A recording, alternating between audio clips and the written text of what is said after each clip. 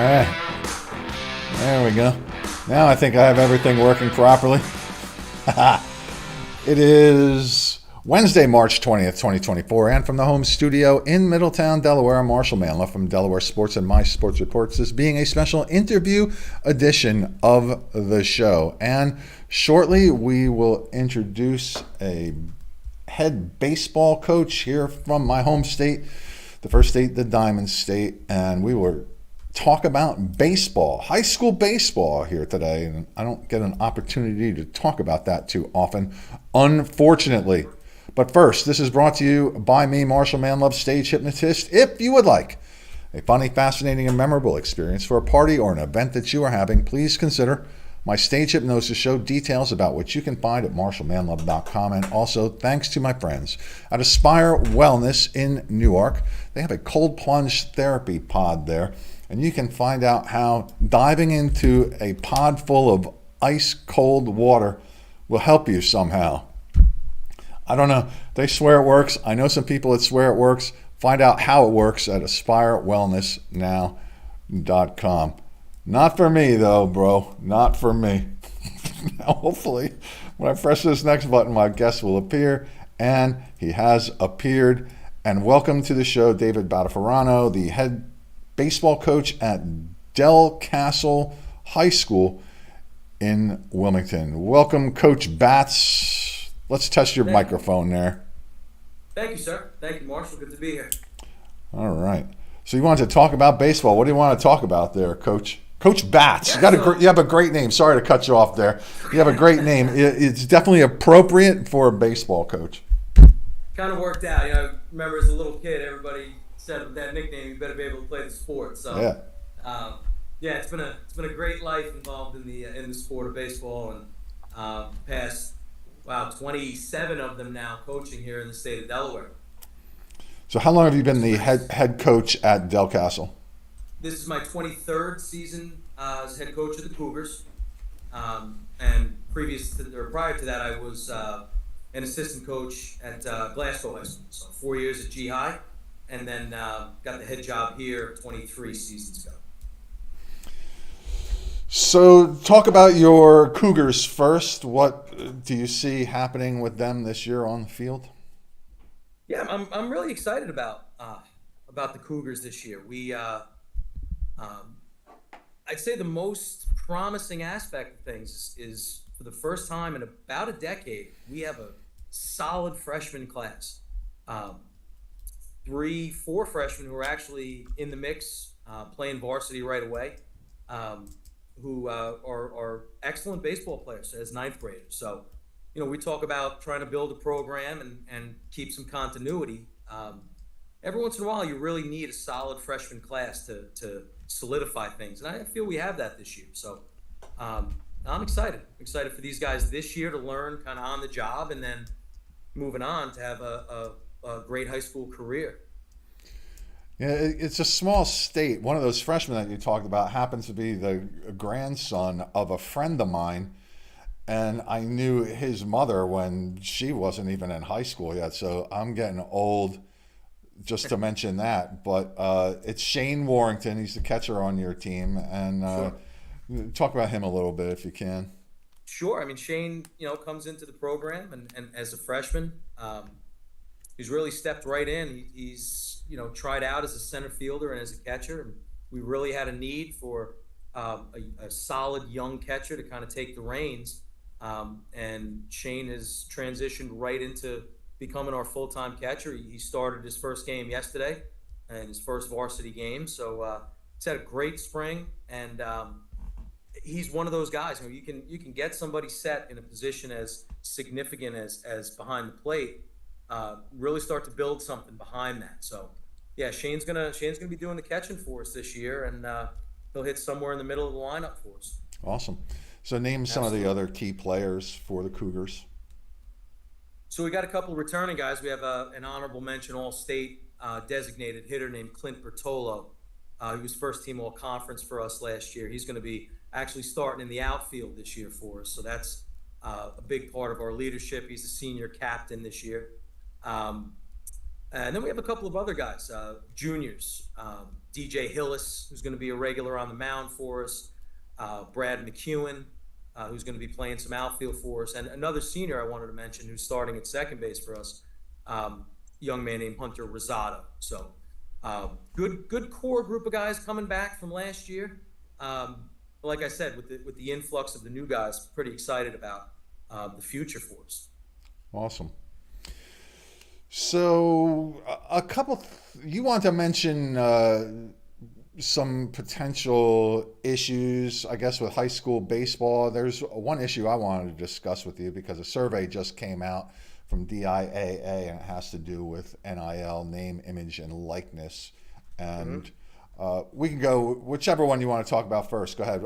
I actually want to kind of find out what you think some of the challenges are in high school baseball and what the solutions to some of those challenges might be, if you think there are some. Absolutely. Sure. So one of the things that, and I'm a member of our executive board, Delaware Baseball Coaches Association. One of the things that we've noticed over the last 5-7 seasons has been, or was, the steady decline of the number of first freshman programs and then eventually junior varsity programs, where teams, a lot of schools, for lack of participation, lack of numbers, were forced to start dropping the lower levels of their programs. And it started out sporadically, but it was steady, and it was steady enough that I saw it starting to creep into Delcastle. So we kind of started batting it around a few years ago that we had to try to figure out what was going on. Was it that there are too many sports, or new sports are offered now, too many schools, which is spreading out, potential athletes? Is it the sport of baseball in general? A sport that we love so much, but might not be the most interesting to, a younger generation who is more inclined to constant action and the game of baseball, which has a bit of monotony to it. So we started to put our heads together, and what we saw as we were discussing was almost the elimination of 10, 15 freshman and JV programs in Newcastle County. Downstate a little bit different, it's taken a little bit longer, but what we noticed was the impact of losing those lower level programs and how that started to affect varsity programs. So we started discussing last year that maybe it was time for baseball to start looking at a more balanced approach to our schedule. And football, of course, went to their 3 groups, and once they worked out the different placement of the schools, they've had quite a bit of success. That program, or that sport in the state, really has it figured out. So that was something we thought about with baseball.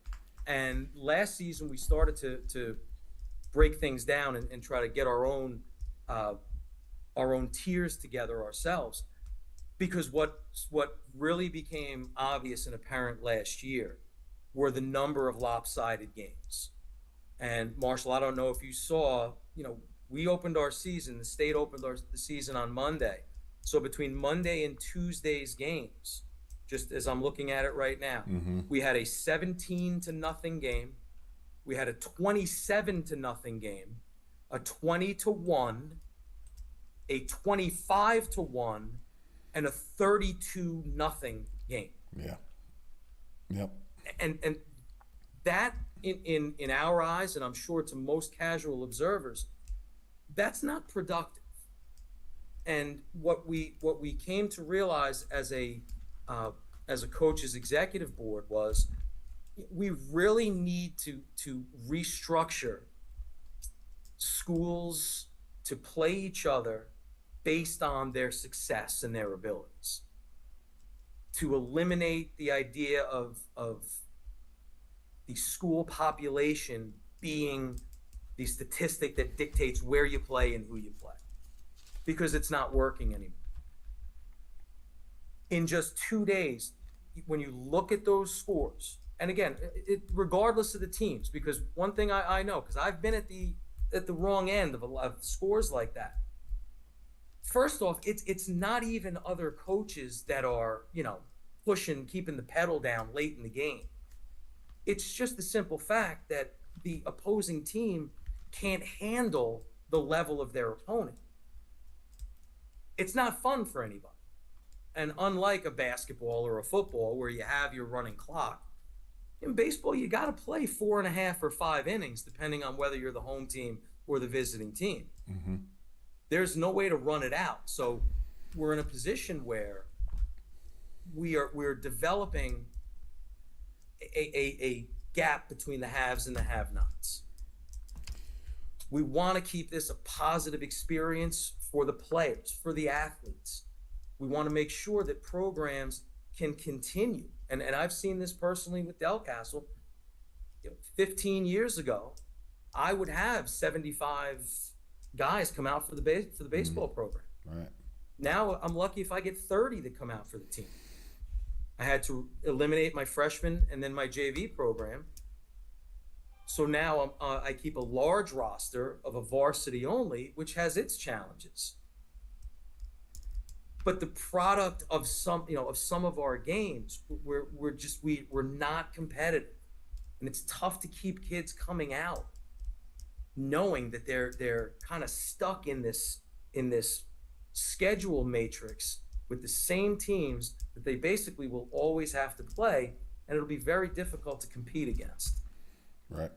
So I can throw out a couple suggestions here because I've seen this happen over the 30-some years I've been covering sports here. So I think with the freshman programs right now, there could be a solution there where you merge a couple schools, right? So if you have now the JV varsity programs stay the way they are, but if you were, for example, close to Dickinson High and they only had X amount of guys for a freshman program and you had X amount of guys for a freshman program, you kind of merge that. I see that happen with in New York State, for example, where you have some smaller rural towns combine their rosters and make a team. Perhaps that's a solution. With the competition here, I've thought that now Delaware's with baseball still just one state champion. I could see going to 2 divisions, but I would kind of like to see it happen like they do in soccer, and for example in England, where you have a first division and a second division, and maybe the winner of the second division jumps to Division 1 the next year. Whoever was last in Division 1 jumps to Division 2, that kind of thing. That might be a solution there to kind of even out the competition that way. How it starts off, I don't know. How you manage to do that, maybe just based on strength of schedule and the points from the previous year, and you break that out. What do you think about those couple ideas there? Right. So start with the concept of joining up teams, and that's not a bad idea. Logistically, that would be the roadblock. Mm-hmm. The logistics would be the roadblock with athletic directors and such, getting guys to practice, the extra busing, things like that. Yep. The other thing that pops into my head, though, is the schools that have freshman programs right now, their freshman programs are excellent. Mm-hmm. When you, like a St. George's, a DMA, a Sally's, the schools that have their freshman teams are no joke. Right. So if you, let's use the example, if we combined a Delcastle and a Dickinson and put together a combined team, I'm not so sure that the competition issue would not pop back up, just because of that separation of schools that have some pretty solid programs top to bottom and have the numbers to sustain 3 levels. Regarding the postseason play, in 2 of the different proposals that we drew up as an executive board, we do have solutions for a postseason tournament, where there would be, the design would be to have a traditional state tournament champion, a tournament and a champion, but then also for the other division, the second division, and to use your terminology, they would have their own separate tournament.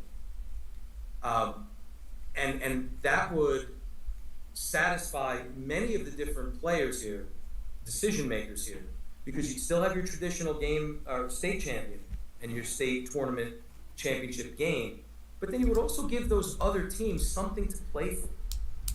The possibility of a postseason, that means quite a bit, and it is an incentive. Mm-hmm. So I believe that part of the issue also is a marketing issue, right? Which the NIL might come into play there. So you see a lot of teams, schools do some real excellent work within their programs to promote their athletes and their sports, outside an NIL context there, and it makes you take notice. There's a program. So it's the Tatnall girls lacrosse team. Okay, whoever's doing their social media marketing right now is making me notice them, because I just brought it up, right? Somebody's doing some great jobs with some quick hits here and adding some special graphics, and it's kind of witty, it's fun, and I'm like, I notice them. Now, I don't go anywhere to watch anything, right? I just sit here in the home studio, but if I were to, that would be someplace I would like to go, because I'm starting to learn a little bit about the personalities involved. And that's one of the reasons that I do interviews with kids here, is to learn more about the personalities behind the names and the box scores. So I think we have to generate interest in our local communities for these kids to have an opportunity to have some fans that can go out there and watch. And then when other kids start to see that there is interest in what these other kids are doing, perhaps that generates an interest in them as well. What do you think about that? Yeah, I think that social media and the sharing of not just the product of the program, but the everything that the program is about. The athletes, the clips you're talking about, and marketing that way. I do believe that is something that's very important. I think that's something that has been going on. I'm not sure if that connection, and I think we're going to go to the image and license in a second. Mm-hmm. I view the social media marketing as still team program centered. Mm-hmm. Trying to generate interest, trying to generate a fan base, trying to create a buzz. Absolutely understood, and I get it, even for an old veteran like myself. I think it generates buzz, and I think that's a good thing. I'm not sure if that is enough to sway an athlete from going to a school to play a specific sport, or choosing a school for that sport to participate. I'm not sure. I still think the verdict is out. I think it's similar to, a school that has an excellent facility. Mm-hmm. You walk in and you see, and it's beautiful, and the field is great, and the stands and the dugout, and the logos are there, and the branding. I know that has an impact. Mm-hmm. I still think success is the tipping. Oh, sure, multi-pronged for sure. I was just kind of spitting out one thing there, but so what are your thoughts about the potential of high school kids earning money off their names, images, and likenesses here in Delaware? So I'm going to use Coach Saban, even though I don't have nearly as many wins as he does. In his testimony last week that I saw to Congress, I think it's dangerous. I think that I know that Diaz is discussing it right now. Mm-hmm. I'm not sure what it would look like 2 to 3 years down the road to the core values of high school sports. True.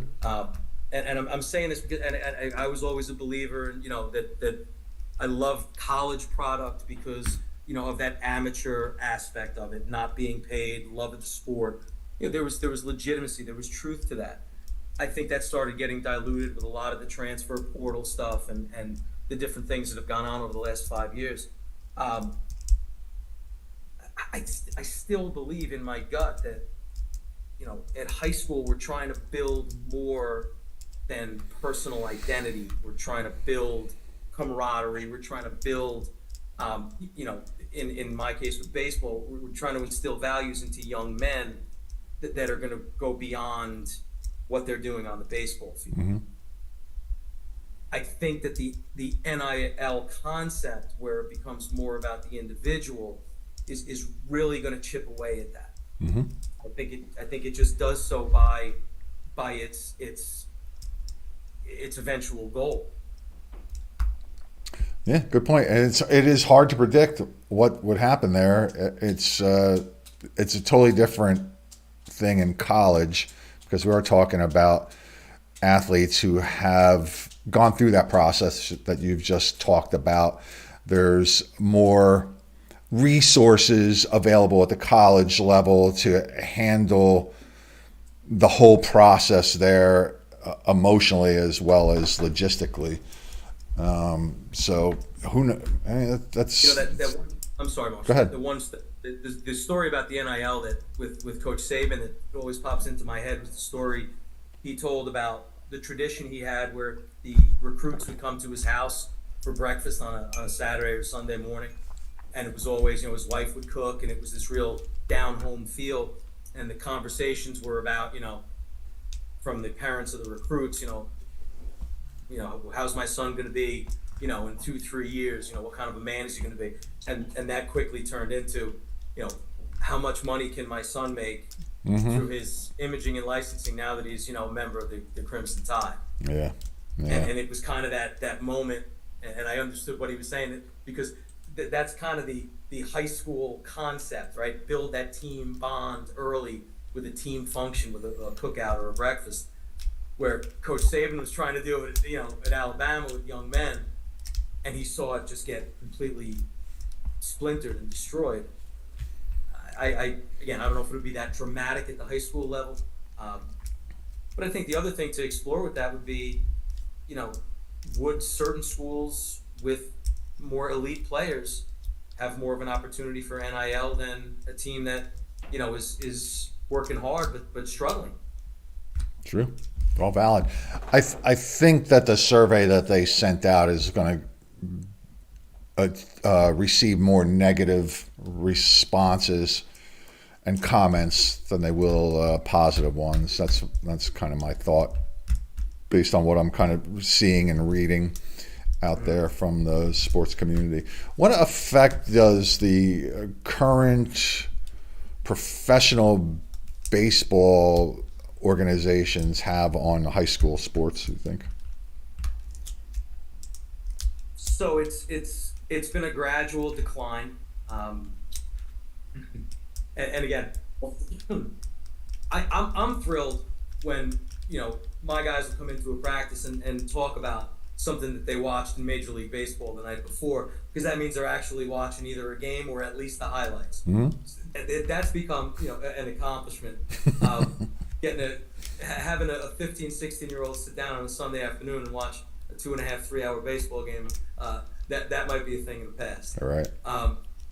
The one thing I constantly say when, so I am a Yankee fan, and players will come up, Juan Soto, what do you think of Soto? And I'll just say, listen, if the guy's not running the bases, I'm not rooting for him.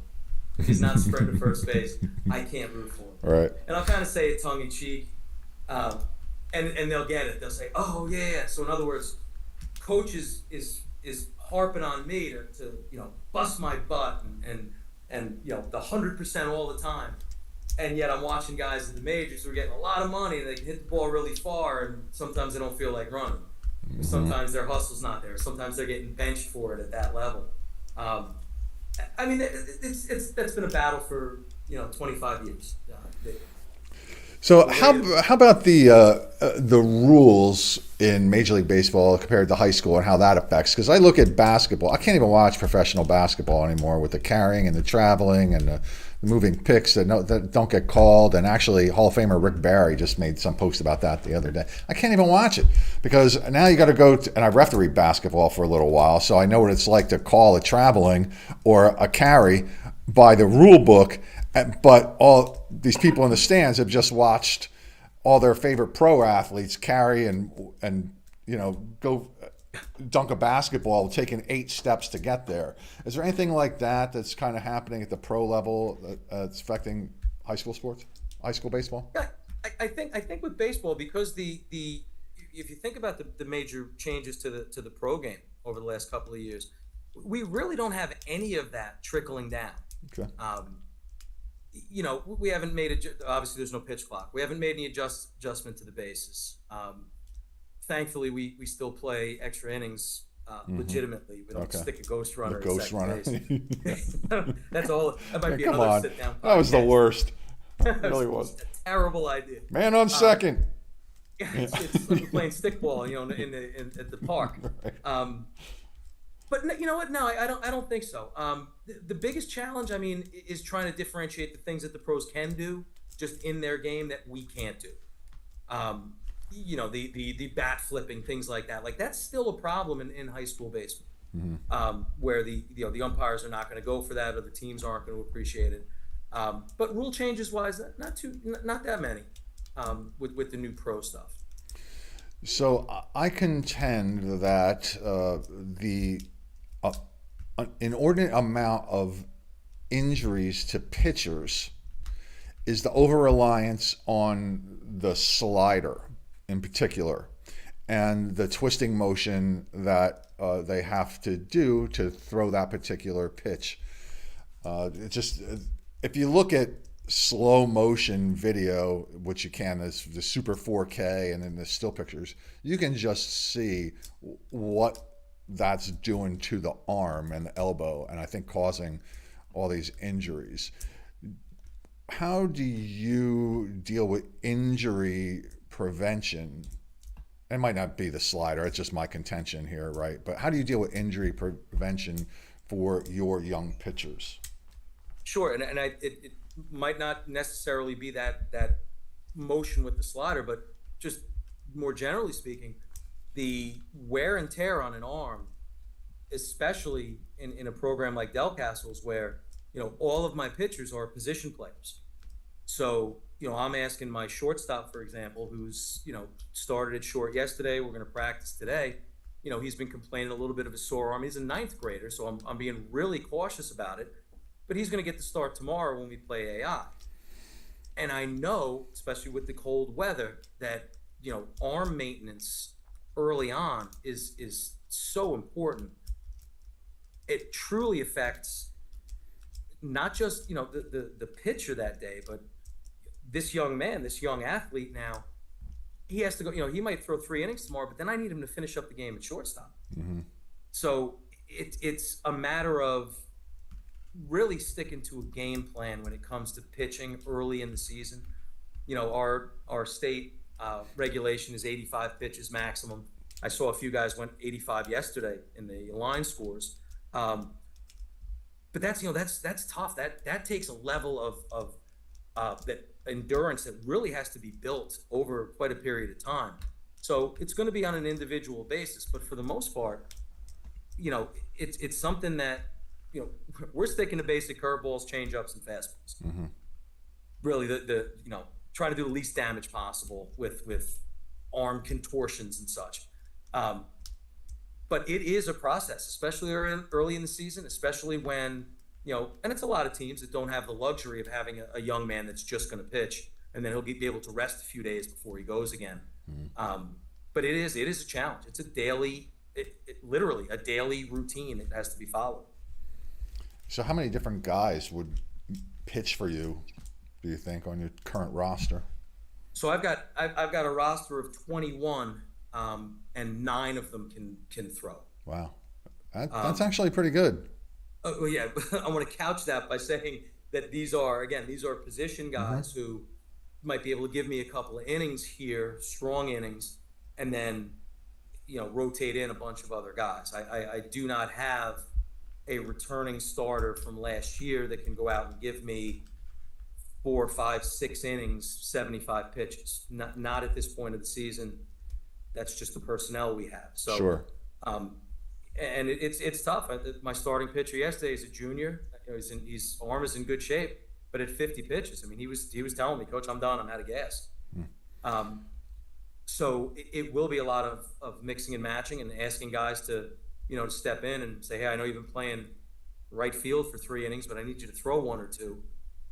That's reality. Yeah, well, I don't think there's many major league teams that have guys that can go 5 or 6 innings anymore either, right? You hear the announcers like, "Oh no, he's up to pitch 61. You're gonna have to get ready to yank this guy out." This adult male who's in the prime of his physical strength here at age 28, he's got to go. Yeah, so it's amazing. It seems like the 1980s and the pitching mentality, when I was growing up, is it could be from another planet. It's so foreign. Yeah. Getting out there and throwing 180 pitches without thinking about it. Right. Yeah, that's one of the changes. But I still think that's it's the different types of pitches there that's causing that problem more than anything else. That's just me. I'm not a doctor though. All right, Coach Batts, fill in any blanks there. Anything that we left out of that conversation that you felt that you wanted to talk about?